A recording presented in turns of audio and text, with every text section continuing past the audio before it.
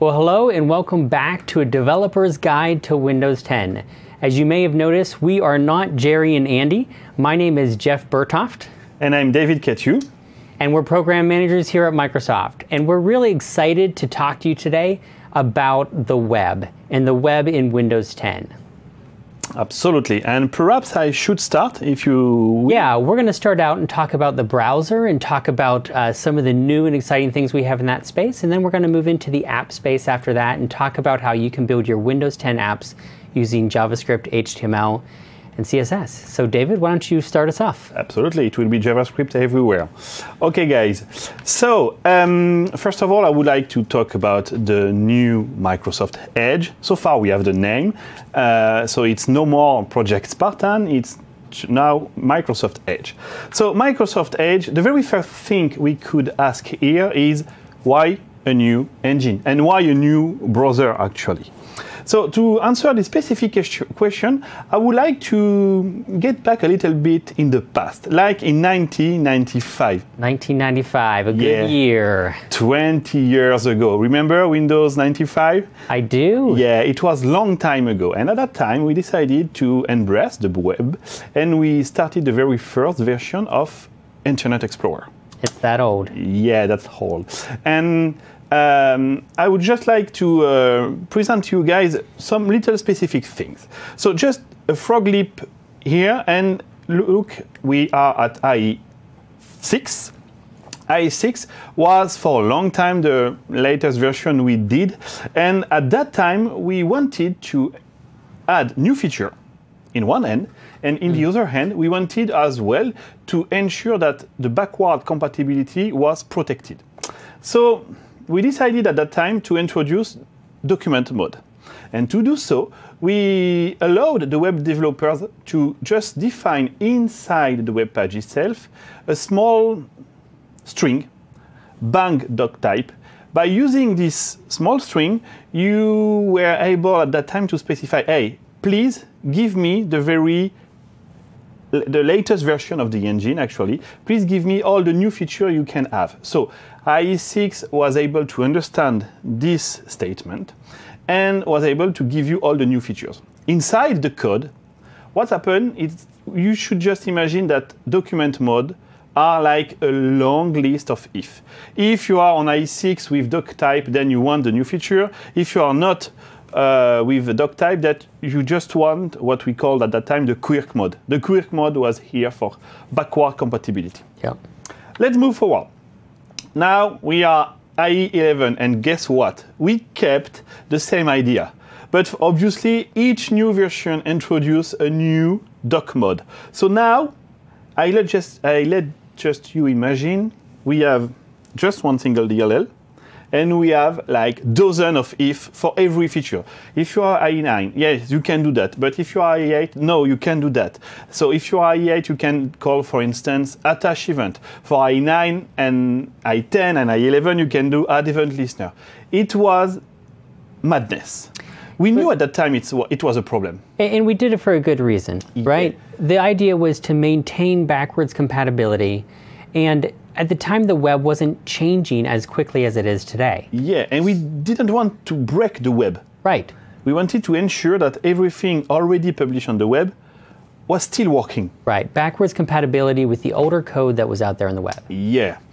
The problem is that in the meantime, we have like Firefox that can just get always up-to-date version, update it frequently with just one single doc model. So the code itself is easier to maintain. You don't have an infinite list of if. You just have few features always available. And we were like struggling with IE6, IEquirk, IE7, IE8, IE9, IE10, IE11. It was, oh my gosh. We decided that it was the right time to become more pragmatic without breaking the web. So the idea here was just to say, okay, let's keep IE11 for all the backward compatibility question, and let's start a new engine. Let's fork the engine we have now, remove everything that we don't want, and just keep modern content and have a new browser to address all the bleeding edge new features. Boom, this is Microsoft Edge with a wonderful animation we are so proud of. So always up to date, updated frequently with just one single doc model. So we remove all the if we add in our code, just keeping features. So features, it was not just about adding or at least removing doc mode. It was also about adding a lot of stuff that web developer asked for, that we needed to be interoperable with other browsers in order to not break the web by missing some specific features. So we did a lot. We did more like 4,000 interoperability fixes, and we added tons of stuff like touch event, CSS filter, blah, blah, blah, blah.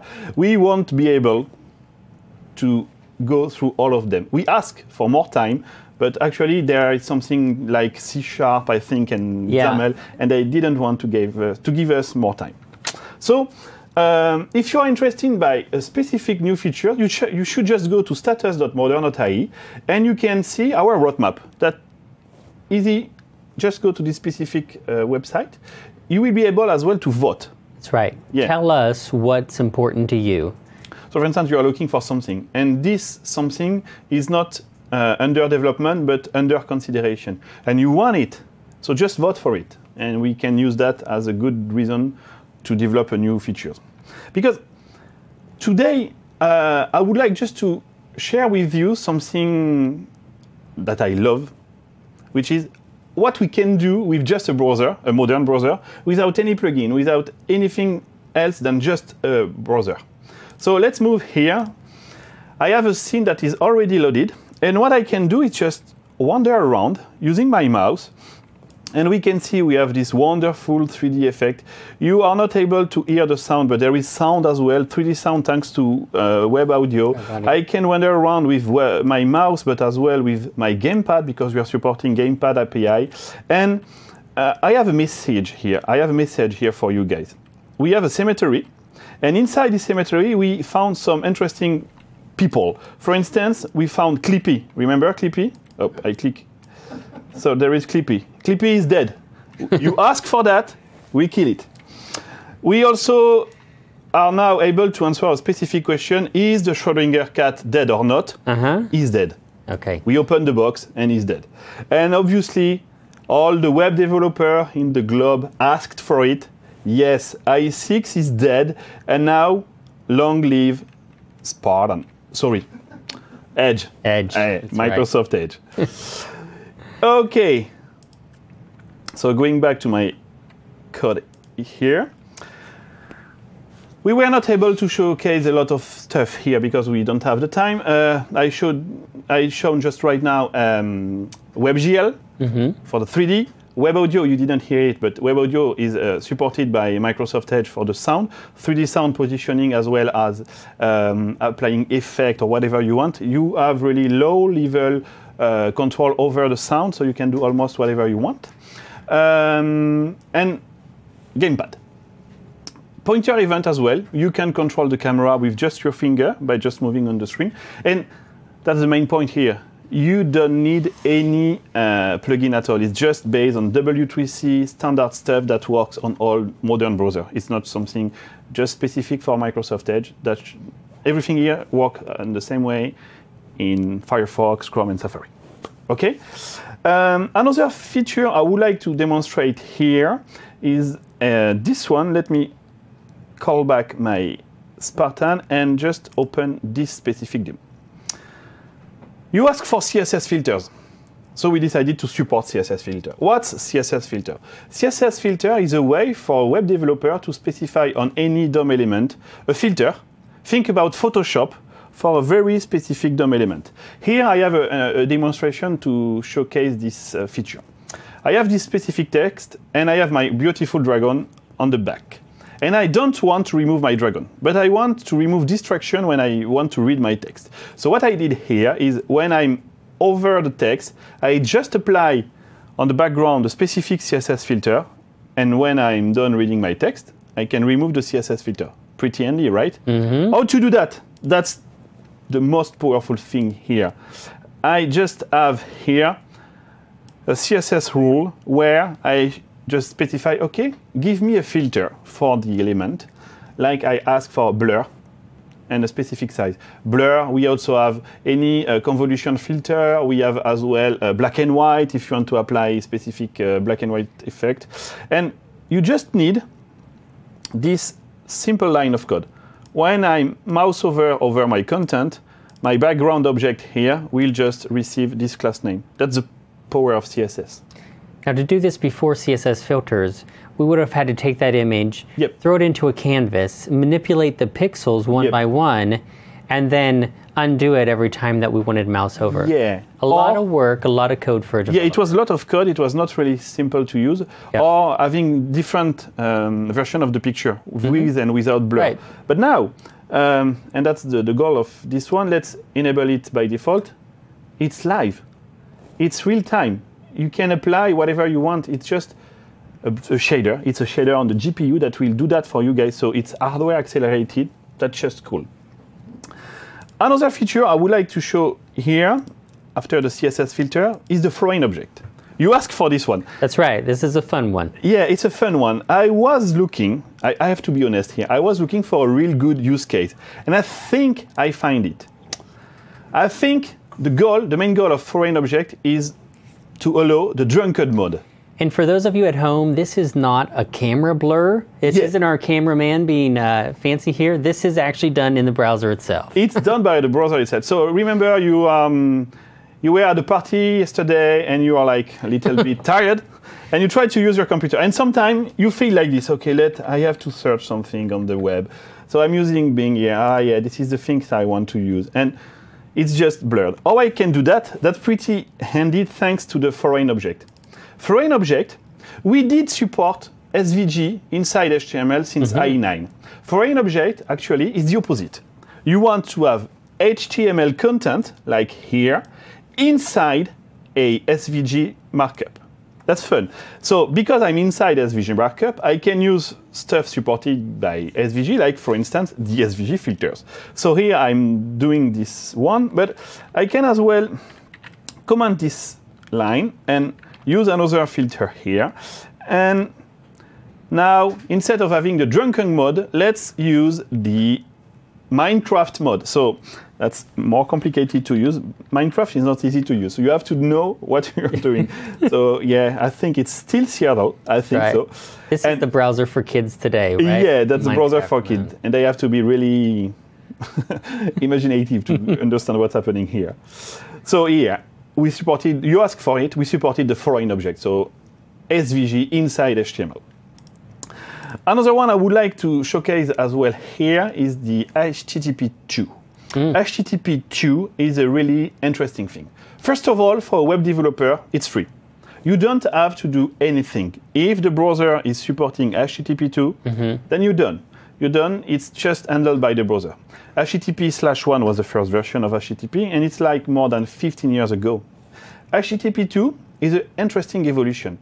HTTP1 works this way. You need to download your page. So you will open a connection with the server, connect with him, get the file, like the HTML page, close the connection. Then you want to read the HTML page. And while parsing the HTML page, the browser finds that you need a CSS, some JavaScript file, etc., or pictures. Each time you need something, a new connection will be open for you. Okay? So each time you need something, there is an overhead because you need to connect, and you need to get the data, and then you need to close the connection. HTTP2 is smarter than that.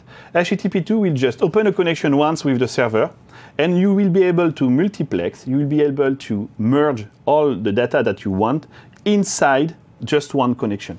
And even more than that, the web server will be smart enough to know, okay, you are loading this page, and I know that with this page come, for instance, some JavaScript and some picture. So I will send that to you directly without waiting for you to ask. So here is an interesting demonstration for that. Hop. I have this demo. I'm using here a Google server, so thank you guys, running on Apache 2. I have a picture that I'm loading block by block. Okay, so I think I have like 20 by 20 blocks here. And I want to load it. And each time I want to connect to the server, I'm adding manually a latency, like 200 milliseconds of latency. Right. So if I'm doing that with the regular HTTP one, we can see that pictures are loading one by one, waiting for the previous one to be done. Actually, we can ask 4 connections simultaneously on the same server, so they are loading 4 by 4. But each time, each connection, we will add 200 milliseconds. So 200 milliseconds times the number of blocks we have here. With HTTP2, because there is only one connection to establish, there is only one time the 200 millisecond latency. So if I'm clicking here now using an HTTP2 web server, you can see that, boom, there is just a little bit of latency, and then all the files are arriving in a random order because it's just multiplexed inside my channel. So that's just cool. And from my point of view as a web developer, I have nothing to do. That's cool. Obviously, I may have spent a lot of time talking about other wonders we have, but we need to move forward. And just before giving you the mic, I would like to specify something really important for us, the web interoperability. The web has a wider variety of devices. More than ever, actually. We have TV, we have even connected fridge that can display HTTP content. We would like to write once and obviously run everywhere. And I think, I'm really convinced that the web is really the way to handle this specific question. On a desktop, from the desktop point of view, we are almost done, actually. Sometimes we can find some little glitches, but if you are using the very latest version of IE or obviously Microsoft Edge, Firefox and Chrome, we are almost done. The thing is that from the past and even now, to get this result, every browser had to do a lot of lies. Every browser, including Microsoft Edge, had to lie a lot to be sure, to ensure that we are receiving the right content. So here, just a small, everything in red is a lie, actually. When you look from, for instance, the Safari user agent string, there is like Gecko and Mozilla file. Remember Mozilla? I do. It was Netscape. It was called Netscape. Yeah. And I think that any of them are really Netscape. It's just like, okay, yes, give me the content that you can send for Netscape. Give me the content that you can send for Apple WebKit, etc., etc. Why I'm talking about that? Because we found interesting issue, for instance, on the mobile web space. The mobile web space is a little bit different because most of the time web developers are targeting WebKit. They are not really testing on other devices, to be honest. So, for instance, on the very left, we have a Firefox OS, and you can see that it's not really working. They are receiving the wrong content, to be honest with you. They are receiving the desktop content. On the middle, we have a WebKit iOS stuff. They are receiving the mobile version. That's perfectly fine. And on the right, we can see that IE on the Windows Phone is receiving the desktop version. Why? Because of the user agent string. The server here is sniffing the user agent string and say, okay, so if you are WebKit mobile, I know that you need the mobile version. If you are not WebKit, you will receive the desktop version. That's why we had to change a little bit our user agent string, and that's why we did exactly what we have here on my slide. That's why we say, okay, I'm like WebKit, actually. You can give me the content that you may send to WebKit. That's perfect for me. And all the modern website and the modern browser are able to address every content either on mobile side, either on the desktop side.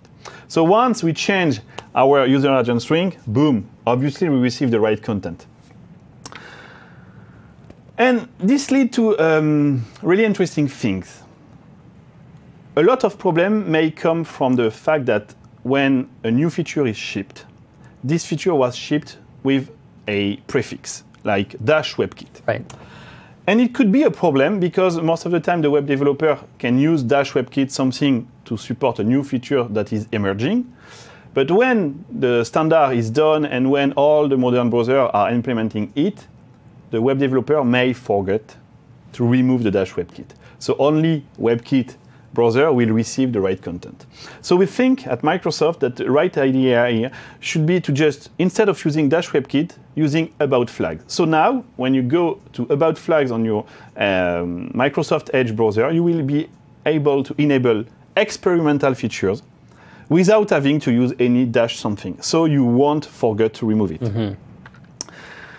That's pretty much it for my side. And now I can give you the mic. Yeah, so the improvements that we're making today on Microsoft Edge help and bring benefit to the entire platform at Microsoft. So our web platform is based around the new browser's elements. It's rendering engine, it's JavaScript engine. So when it does things like improve with the user agent string, well, we get that benefit from that, so that when you're using a web view or building a hosted app, you start to get the updated code from servers.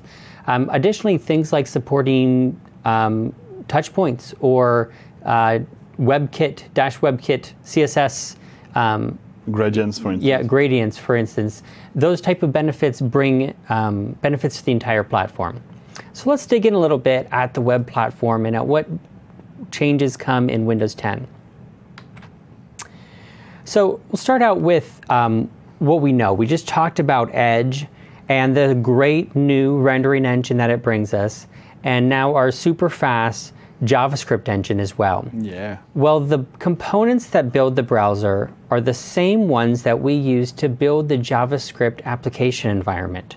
So when you're running an application, a JavaScript application, you get the same benefits that you get from Edge. And just as Edge will be updated often, you'll receive those same updates in the environment as well. Now, when you have content inside these applications, that content could be packaged. This is something that we've supported for some time now, since Windows 8, where you can package your JavaScript content, your HTML pages inside of your app package, and then you submit it to the store and your users download an entire package. We're also introducing hosted content, where instead of packaging that content inside of the app package, you leave it on the web server. And then at runtime of the application, it will actually load it from your web server and bring the latest version of your code down to the application. And of course, there's going to be a point where these two intersect, and we'll have code that can be mixed between local and hosted at the same time. So if you want some of those files to be on the in the app package, some of them to be on the server, you can do that. A good example, when you have a hosted application, there's going to be some scenarios where your user is going to be offline. Well, in Windows 10, the hosted application can catch those events to know that you're offline or that you've gotten a 404 or some other type of HTTP error, and then display content of your choosing from the app package itself. Could be something as simple as an error page or telling the user they need to connect, or entire offline content to give them a different experience when they're offline.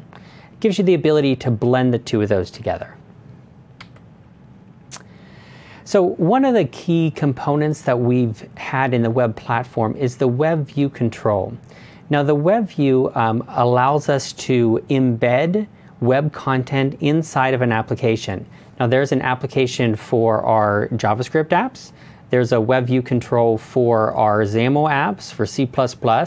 And even now on our Internet of Things, the only way to get web code to get a browser on your Internet of Things device is to actually use a web view control. So it's a really handy component that we've brought a lot of improvements to. So first of all, the web view control, like the hosted apps and the other application environment, will always be up to date. So as the Edge rendering engine updates, this code will as well. Performance improvements to the web view move the web view off of the UI thread of the application so that if you have loading content inside the web view, it doesn't slow down the rest of the application. And of course, we have new APIs that we're introducing as well. One of the important APIs that we're introducing to the web view is the Add Web Allowed Content API. Now what this does, and we have a little example on the page here as well, is it allows you to specify native classes that you want to expose into your web code, which means that from the web view, you can patch a class from C++ or C# into the JavaScript DOM so that the JavaScript can call it directly. which allows you to pass data and objects back and forth between JavaScript and native code. Now, one of the new parts of the platform is the hosted web applications. Now, the hosted web applications give you as the developer the ability to maintain the same development cycles, the same publishing patterns that you have for the web, and use that to build applications. Now, when you use a hosted web app for your store app, your content stays on the web server. So when the application is loaded by the user, it pulls it from the web server and renders it as an application. This gives you the ability, again, to mix content local and hosted, but also as a hosted application, you're given access to the entire Windows Universal API set. So you are able to basically have access to every API that you've asked for as a web developer. And of course, what we do is we suggest that you feature detect that. Just like you would for any other feature on the web, you'll want to go ahead and check to see if that object is available in the DOM. So for example, if you would check for window.windows to exist, then you know that you're inside a hosted application and you can call the JavaScript that uses the Windows Universal APIs. I'm going to stop and give you a quick demo here. So I'm going to open Visual Studio.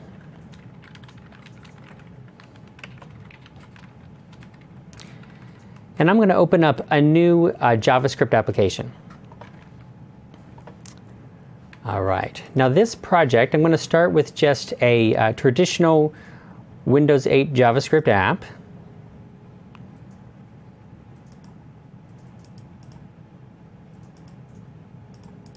All right, so let's open a blank app. And then the first thing I'm going to do is I'm going to actually delete the local content. Because remember, the hosted application is pulling it from the server.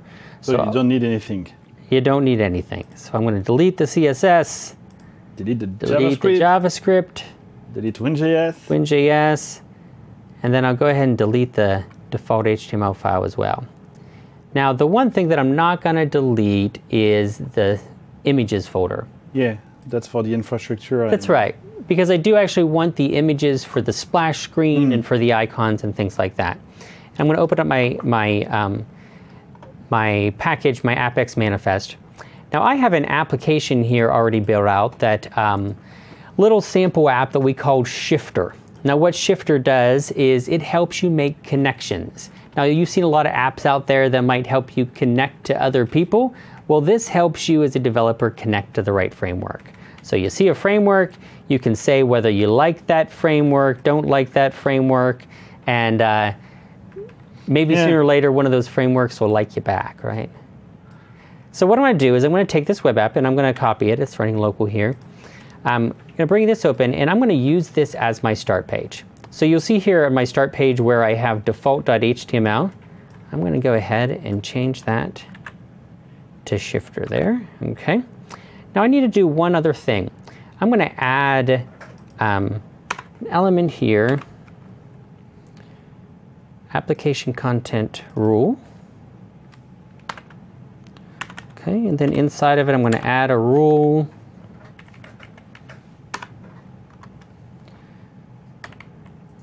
And I'm going to have it match this URL. And then type, I'm going to include it. And then let's do all for that. Okay. And now I'm going to go ahead and run this application. Let's see what happens. So just one line, actually. That's right. Very few changes there. I'm going to go out to the web server. And there now we have my web app running as a store application. So you can deploy to the store. That's right. Wow. And we also have access to those APIs, right?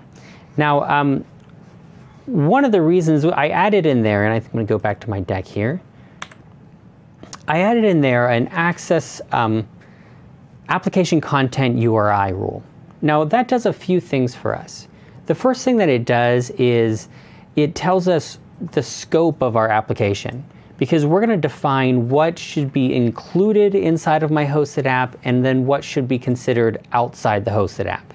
So let me give you an example. If Shifter had a link off to MSN or Bing.com, I wouldn't want the user to be able to load Bing.com inside the Shifter app. It could be expensive. Yeah, and it could be a really confusing experience for the user.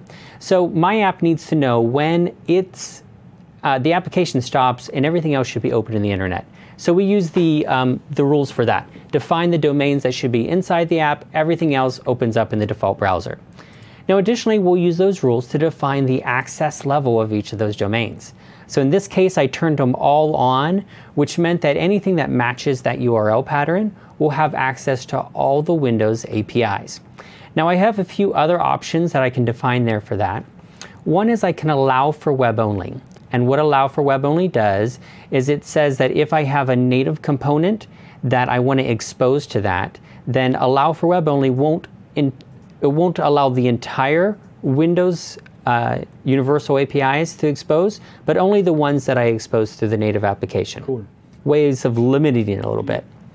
Additionally, I can specify none, and none is the default. So if you don't specify anything, then that domain will be part of the app, but it won't have access to the APIs. So it's really that easy. It's just a couple lines of code to build the application, which lets you as the web developer focus entirely on developing your application and writing your code and making it perform, things like that, instead of having to deal with the stores aspect of it. Now, another example I want to just show you a slide here for is Cortana integration. And this is something that is actually very easy to do inside of a hosted application. There's two components to it. First of all, there's a file that we call a VCD file, a voice command definition file. Wow. And this tells Cortana what keywords to look for your application and what phrases that it should accept. And then when it hears those phrases from the voice command definition file, it will load your application and pass them in as the activation of the application. So when your application is activated and the activation model event is fired, those parameters will be passed in from Cortana. So in addition to having that VCD file, I also have some JavaScript in my application that knows how to handle the activation and act upon what Cortana has been asked to do. So it's very easy to now have your website not only be part of the Windows ecosystem, be part of the store and discovery, but then also to have some of those rich Windows features like Cortana. All right, now we're going to talk about some frameworks for a few minutes here, because these are frameworks that are inspired by Windows 10 and the work that's being done there. First of all, David talked about compatibility and about developing for cross-browser and what Edge is doing to make that even easier for developers. And Vorlon.js, David, I see you have the Vorlon t-shirt there. I proudly wear the t-shirt, absolutely. Tell us just a little bit about what Vorlon does. Yeah, so when I talked before about interoperability, the question was, I don't want to break the web and I want my website to work everywhere. I mean, on my PC, on my tablet, on my Windows Phone, on my iPhone, on my Android, etc., on my fridge. With this comes a question, how can I debug on my fridge, for instance? Or can I debug perhaps on any device I want to use with the web? So for this, we decided to create a really handy tool, browser agnostic, that can allow you to remote debug. And the name of this framework is Vorlon.js. We will have a demonstration right after. Yeah. The goal clearly is to have your computer with a dashboard where you can remote control your devices by getting information on the DOM, on the object, on the JavaScript object, getting the console, knowing if the specific device, for instance, you have a fridge, can you use WebGL on your fridge? That's an important question. So with Vorlon.js, you can answer this question. I can't wait for that fridge that runs WebGL. Yeah, I would love to have my milk running in 3D. That's right. That'd be great. Now we're going to pair that, and we're going to do another demo with Manifold.js. Yeah. What's Manifold.js then? Yeah, Manifold.js is also inspired by Windows 10. So we just talked about hosted applications and how you can have the best of the web with the best of the store with a hosted app. Well, Manifold helps you build hosted apps across platforms. The web is built for cross-platform code. Yeah, natively. So we help you build store applications with Manifold.js for every platform. I'm going to start and do a quick demo here. Now, and the interesting thing is that you can reference Vorlon.js inside your web app. So that's right. So we can remote debug any of your web app created by Manifold.js. Yeah, and you know, that's actually something that's difficult to do. When you move outside of the browser and into the app space, sometimes you get great tools for debugging. Sometimes you lose the great tools, the F12 type of tools for debugging. And depending on the platform where you are. For instance, you're on a PC, you want to debug using Microsoft Edge, for instance, or you're on a Mac, you want to use Safari or Chrome. That's right. That's why we needed something agnostic. That's right. Let's see how this works. So we're going to go back to our shifter application here and use this as an example again. I'm going to start with the URL here. Now, I actually already have installed Manifold.js, and that's where we start. And it's an easy install. The only requirement is Node.js. So you can install Node.js, and then you do an npm install Manifold.js-g. And that'll give you a global install of it. So I've already done that. And what I'm going to do now is I'm going to type Manifold.js, the website that I'm using, and then for this case, I'm going to actually turn on a little bit of the debugging. Okay. And so go ahead and run that. So just to be clear here, with just one line of command line, I will be able to have my website embedded into a hosted app for Android, iOS, Windows. That's right? That's right. Wow. So that's huge. What this does is it actually references the W3C standard for manifest for web apps and uses that as the basis for the application. So this server, I've already had a manifest attached to it. And you can see the first thing that we do as we go through the command line here is we go to the site and we download the manifest. If you don't have a manifest in your site, it's okay, because we're going to create one for you with the data from your server. So I pulled that down. I have references to all the images. I go ahead and pull those images down. And now what I end up with, all right, let's see here. You see this new folder. And inside of here, I have packages for all the different platforms that I can build hosted applications for. Firefox, Web, Windows 10, wow. That's right. Now, some of the platforms support them natively, like Firefox and Windows and Chrome. Other ones, like Android and iOS, require polyfill, and that's where we use another open source tool, Cordova, to polyfill for that. So you see inside of here, I have my Android application. We also give you one for the web, right? So if you don't have a manifest, look at that, we'll create one for you so that you can attach it to your site. So the next time you come back to Manifold.js, it'll already be there. All right, now let's see what that looks like. I'm going to go back to my command line. And I'm inside the shifter folder, so I can actually do run Windows 10. And that's going to install the application for me. Oh, yeah. Deploying the application for you without the store. Cool. Launch it up. And so there we have the Windows 10 application. Now this is where we're going to bring in Vorlon, because I've already had Vorlon running and I've already had it attached to my site. So this is the dashboard. Now let's go ahead and refresh that. I think if I refresh this page, I'll probably get another one. So you can see I have two clients here. The web page and the web page and the web app. And I can go through here with Vorlon and I can actually see the DOMs of each of those and how they're rendering. One of them might be an iOS device. One of them might be a Windows device, rendering different ways. So this is a way for me to see that. If I want to go ahead and do some, so I can identify the client, right? I can see this is client number 1. So I know which one I'm looking at in front of me. I can do debugging. I can actually even run the JavaScript from the console here that's running on the page. Yeah, it's interactive. You can just execute JavaScript code, or you can go to Object Explorer if you want, just here on the tabs, and you can see all the JavaScript objects live on your web page or your web app. That's awesome. So you can build those hosted applications for all these platforms with Manifold.js, and then you can debug them all at the same time with Vorlon.js. So again, two frameworks that are just inspired by Windows 10 and the improvements that it's bringing to the platform. It's a great time to be a web developer in Windows 10. I think so. So just to close up, want to make sure that you've got a couple links. First of all, dev.modern.ie.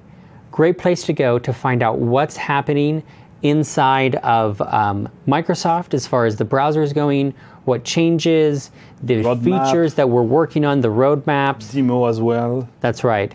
And get more information about Microsoft Edge there.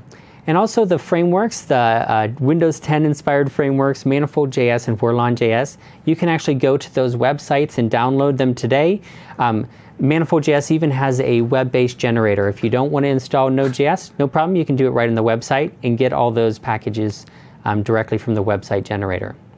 So great stuff. We're very excited about the web platform in Windows 10 and the control and the power and the flexibility that it gives you as a developer. So that's what we have today for you. I think the next thing for you is a meal break.